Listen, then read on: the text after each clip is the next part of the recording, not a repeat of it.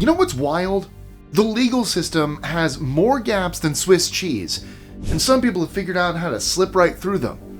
I'm talking about loopholes so weird that when lawyers first discovered them, they probably did a double take. From tax cheats to companies using loopholes to dupe customers, to a hole in the law that allows kids to drink in bars, this list may teach you a thing or two. And it was all completely legal. These criminal masterminds weren't breaking any rules, they were just reading the fine print better than anyone else. I'm Mike with List 25, and today I'm breaking down 25 legal loopholes nobody talks about. Just don't take them as legal advice and try to sue me later. But what you can do is like, share, comment, subscribe, and click that notification bell. So, let's go. 25. Offshore tax haven structures. You know how massive corporations somehow pay less in taxes than us, even when we're living paycheck to paycheck and barely scraping by? No, I'm not mad. Okay, I'm mad. Anyway, let me tell you how they do it. They take their huge amounts of cash and park it in offshore tax havens. I wish I were kidding. Companies legally shuffle their money through countries with little to no corporate tax, and suddenly their tax bill looks like a coupon for 99% off. To do this, they'll set up a subsidiary in a tropical paradise, claim that's where their intellectual property magically lives now, and change their own company licensing fees and move profits there. Making this even more lucrative, there are no employees and no offices. The overseas company using the overseas account merely exists on paper. And no, the government doesn't care. Okay, they'll claim to care and say they've been trying to crack down on this for years, but they aren't exactly closing those loopholes. In fact, the loopholes keep getting more and more creative by the year. Legal? Absolutely. Ethical? Well, that depends on whether or not you're the one doing it. 24. Use of hybrid entities. Another wild tax trick is called hybrid entities. This is when a company plays two countries against each other without either of them realizing it. And how would someone pull this off? All a company needs to do is set up a business structure that one country thinks is a corporation, while another country thinks it's a partnership. It creates a bizarre situation where money can disappear. Confused? Well, let me explain it this way. The company sets up a subsidiary that country A sees as its own separate business, but country B thinks it's part of the parent company. Now the company can deduct the same expense twice, once in each country. They can have an income that's deductible in one place but not taxable in another. It's like telling your mom that you ate dinner at dad's house and telling your dad you ate at mom's house, except, with billions of dollars. And companies get away with this every single day. It's legal, just wildly unfair to everyone paying their full tax bill. 23. Shell company layering. Oh, you think those are shady? Well, just wait until you hear about shell company layering. It's basically corporate hide and seek, except instead of hiding behind a couch, you're hiding behind 16 fake businesses spread across the globe. A shell company is a business that only exists on paper. No employees, no offices, and no actual operations at all. It's just there to be a legal name on a document somewhere.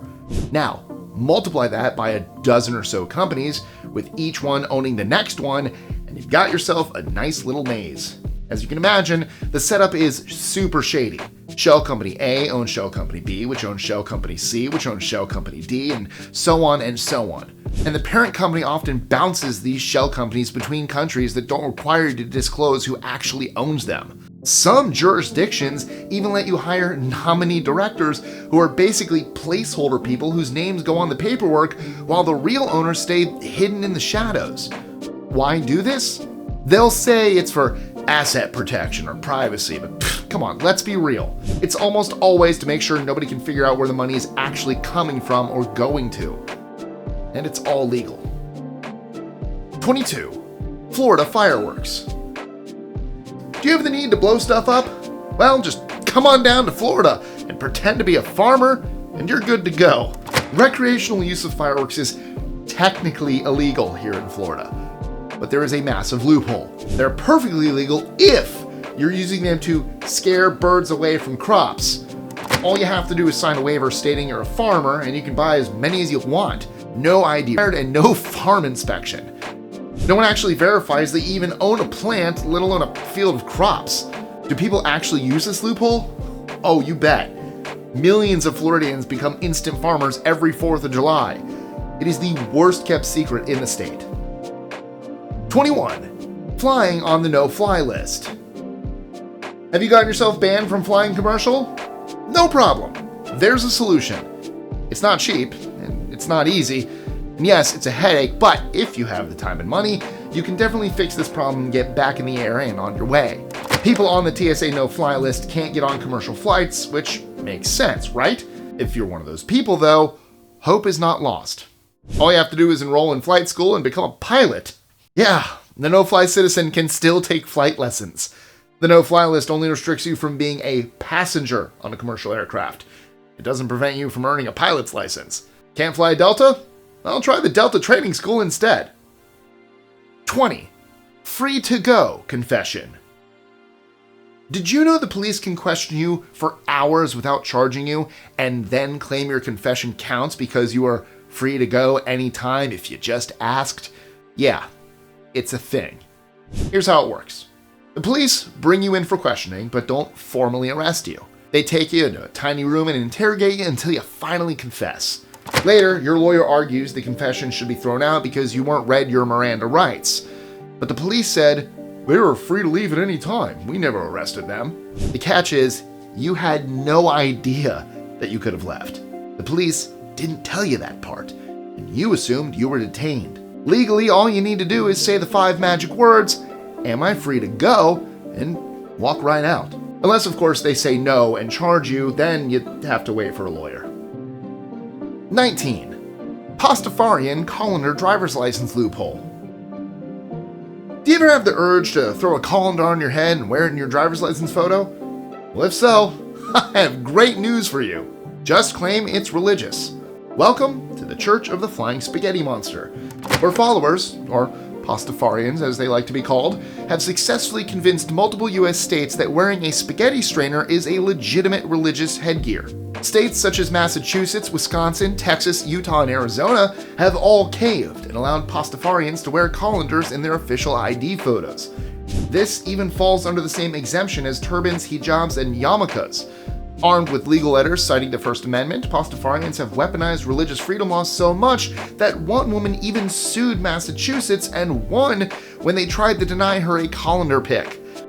18. FMLA Second Job.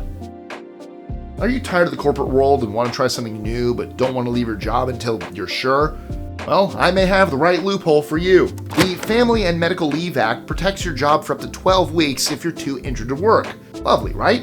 How this act can work in your favor is that while you're on sick leave, there's nothing that says you can't work somewhere else. Yeah, you heard me right. You can go on sick leave while you try that outside gig. The law only cares that you can't do your primary job. Got a bad knee and can't lift patients as a nurse? Congrats, you're not qualified to try out that desk job across town you've been eyeing online. All while your employer has to keep your job open. If you hate office life, you can always go back. So yes, you can absolutely be too disabled to work your $60K job while simultaneously being healthy enough to work your $40K side job. America. 17. Wisconsin parent bar drinking. In America, nearly every teen dreams of the day they turn 21 so they can stop drinking in bushes with their friends and hit up the bar for a good time. For Wisconsin kids, though, age has nothing to do with it. They can drink in bars at any age, as long as their parent is with them. Yes, in Wisconsin, there's an absolutely bonkers law that allows parents to buy alcohol at the bar and hand it straight to their kids. And as long as mommy or daddy is sitting there and ordering themselves, little Timmy can legally knock back a few brews with his chicken tenders. And what's even more wild is that there's no age minimum. Does your 18-year-old want a Bloody Mary? Sure. Does Sally want to take a swig on her 16th birthday? Why not? Little Bobby wants to try his first beer, but he's only 5? Yep, he can drink too. Thankfully, for society's sake, there are a ton of bars that refuse to follow this truly unhinged law and won't drop drinks at a table if they know a child is going to be drinking it. 16. Adverse possession. Are you aware that in most US states, you can claim a person's house if you live in it long enough? Yes, That's a thing. Let's get into adverse possession, or as everyone else likes to call it, squatters' rights. The requirements vary by state, but generally, you need to live in the home openly and continually and treat it like your own property for anywhere from 5 to 20 years, depending on state law. You can't hide that you're there, and you do have to act as if you own the place. And by that, I mean you have to make improvements, mow the lawn, and pay the property tax. And the actual owner needs to completely ignore your and the house's existence. If no one shows up to stake their claim to the home, you can even go to court and get the deed transferred into your name. Yeah, you can literally steal someone else's house just by living there long enough. Sorry, no, this does not count for rentals that you have a lease with. This is for those of you shady enough to see an abandoned or empty house and move in without anyone knowing. This law was originally designed to encourage people to use their land productively and not abandon it, but it's mostly used by squatters who know exactly what they're doing. 15. Twinning. Being an identical twin comes with some serious perks. You get a built-in bestie, a mirror image of yourself, someone to take the exams if you're failing, and a built-in alibi. In fact, your twin could be your get-out-of-jail-free card if you play things just right. In some jurisdictions, if you have an identical twin and there's no DNA evidence that can tell you apart, that's enough reasonable doubt to get you a not guilty verdict. No, this isn't a myth. There have been cases where twins have literally stood in front of the judge and said, "Prove it was me and not my brother," and walked out of that courtroom free. Prosecutors can't prove guilt, and if they can't definitely say which twin is the perp, you get a pass. Now, the trick here is that modern DNA is improving every single day. While standard DNA testing still can't distinguish between identical twins, there is some advanced epigenetic testing that can tell you apart. Although, it's expensive and not often used in criminal cases, so use this wisely. Or, don't at all, so I don't get in trouble for putting this idea in your heads. 14. Make my day law.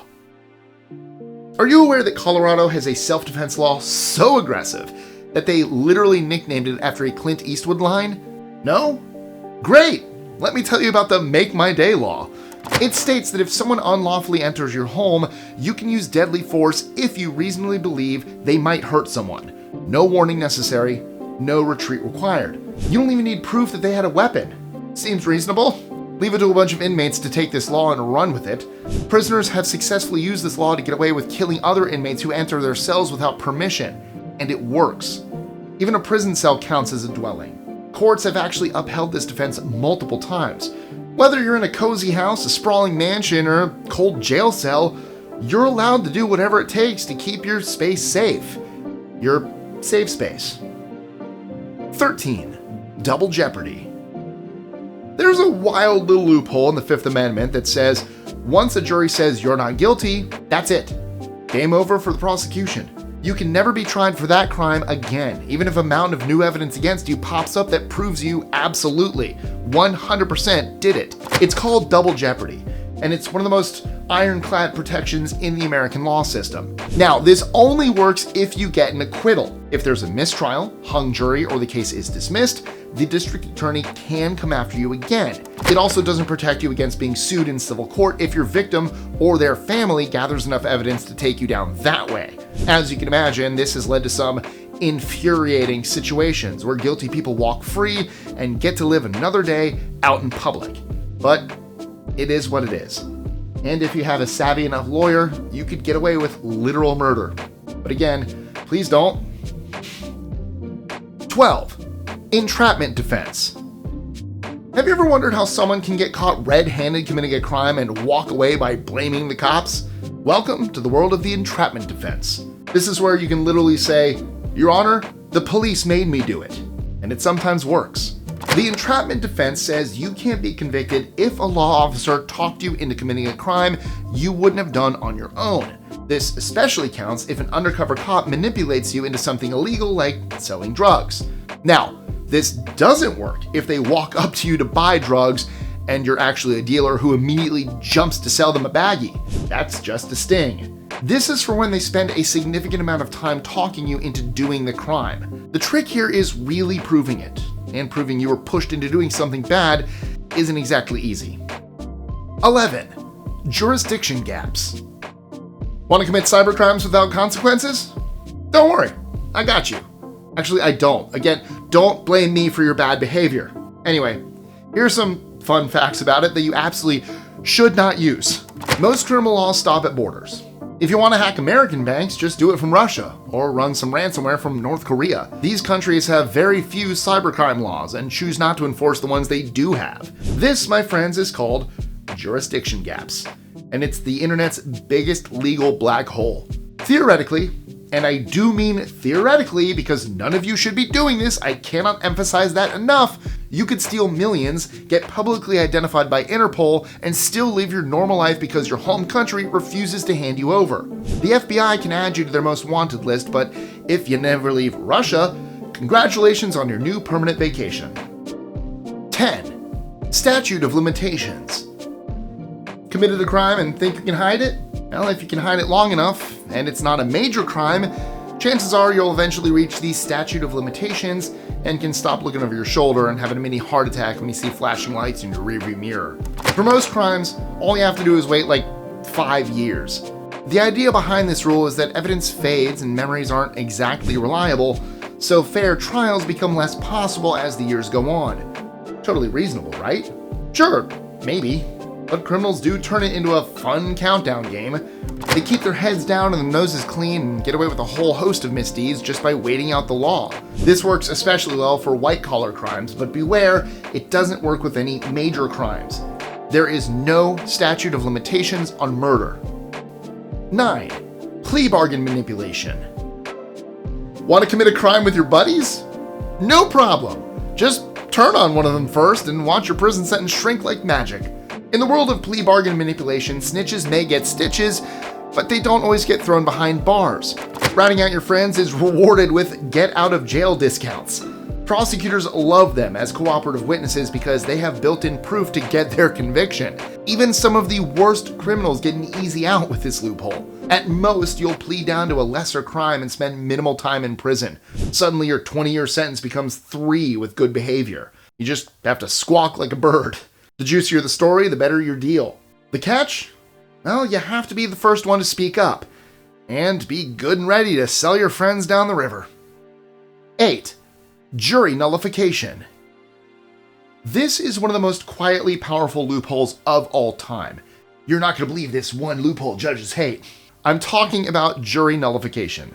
This is when a jury looks at all the evidence, knows the defendant is 100% guilty, but decides to vote not guilty anyway because they think the law is stupid or the punishment is ridiculous. Much like with double jeopardy, once the jury says not guilty, that's it. Final answer.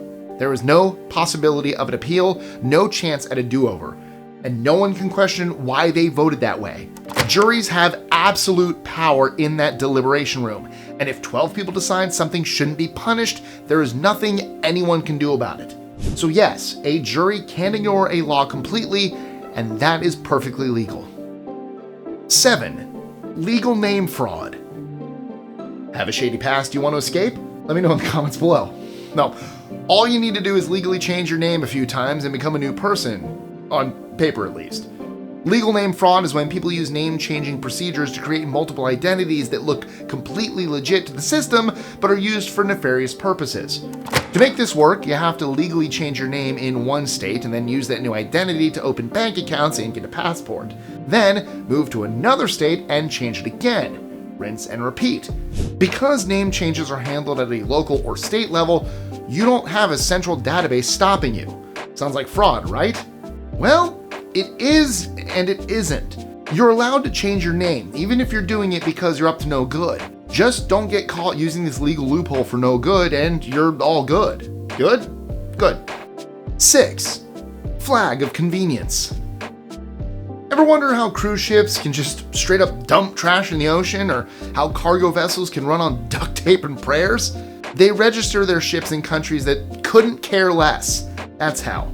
It's called a flag of convenience, and it's only really convenient for the company that owns the vessel and not anyone else.